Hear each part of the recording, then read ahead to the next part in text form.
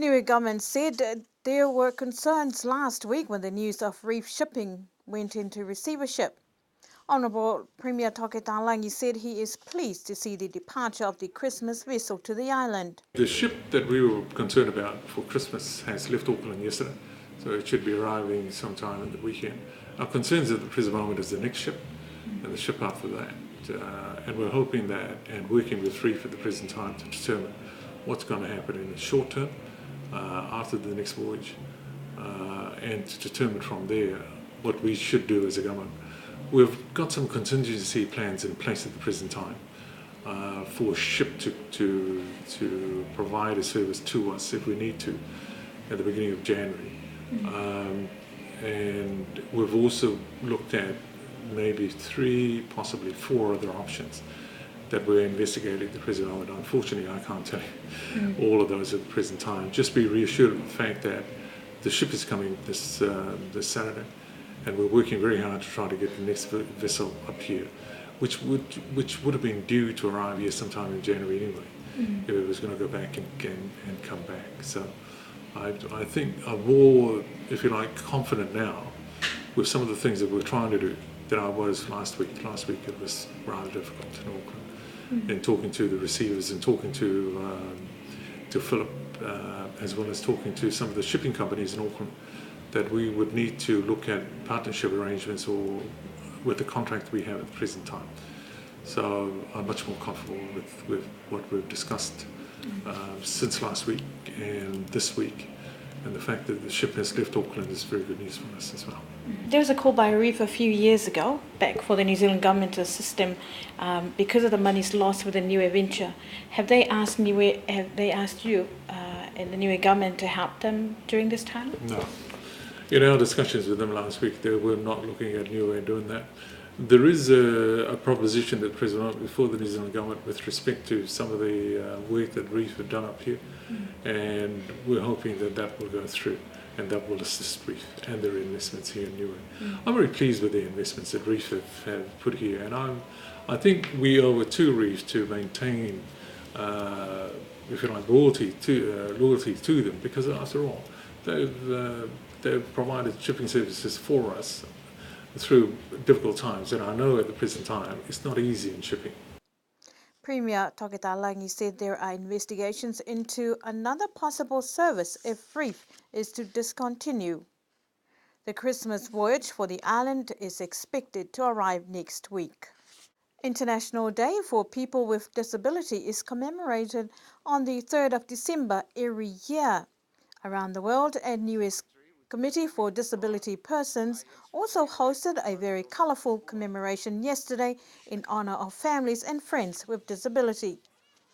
From parents to babies, the group led by President Kala Vilisoni called on many supporters and the government to ensure the needs of those with disabilities are met and to encourage the inclusion of children and adults living with disabilities in communities and educational initiatives.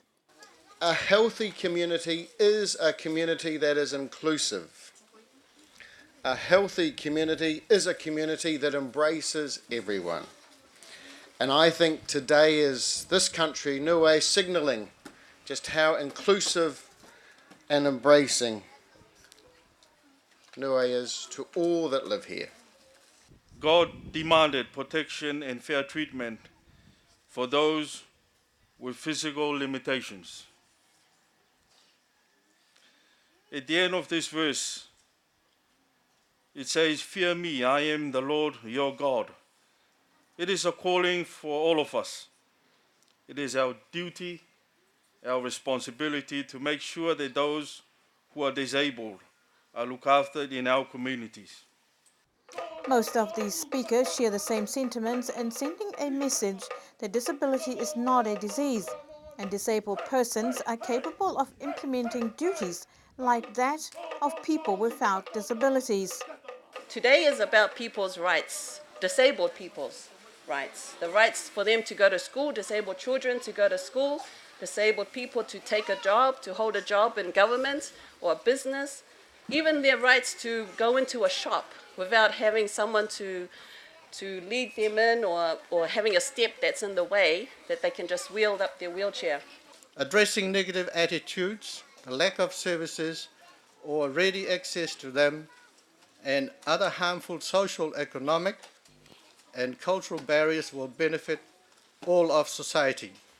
On this International Day of Persons with Disabilities, I call on governments, civil society, and the global community to work for and alongside persons with disabilities to achieve inclusive, sustainable, and equitable development worldwide. The development of policies and international conventions is to recognize the rights of people with disabilities and to encourage support from all sectors of communities for all people.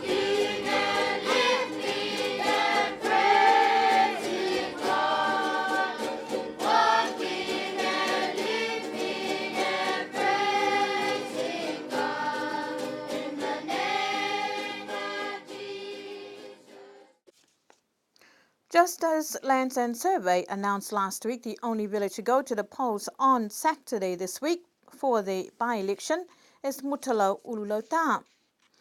Originally, 7 villages called for nominations to fill the village council seats. Most of the villages submitted nominations except 2.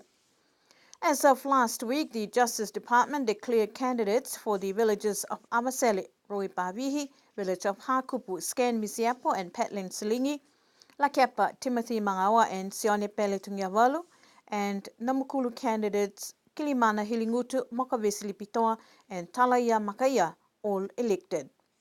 Unfortunately, Tamakotonga and Liku did not nominate any candidates. Mutalo, on the other hand, received 4 candidates for 2 seats. Those that will go to the polls this Saturday is Maureen Melekitama, Etuata Sietu, Donna Sione Holo, and Inangaro Wakafi. And to end our news bulletin, Vaia was a sea of red on Saturday as the Health Department and community call on residents on the island to commemorate World AIDS Day. The program saw many age groups turn up for the day's activities that included an early morning walk and some who joined in the poem competition and quiz. Health Minister Honourable John Williamu joined her department also to push the message forward to the importance of making all residents aware of the deadly disease. Much of the topic focused on the eradication of AIDS to help the young generation, and many of the young also participated in their own interpretation of the day's topic. The turnout of the commemoration was more than expected, and the Health Department campaign will continue.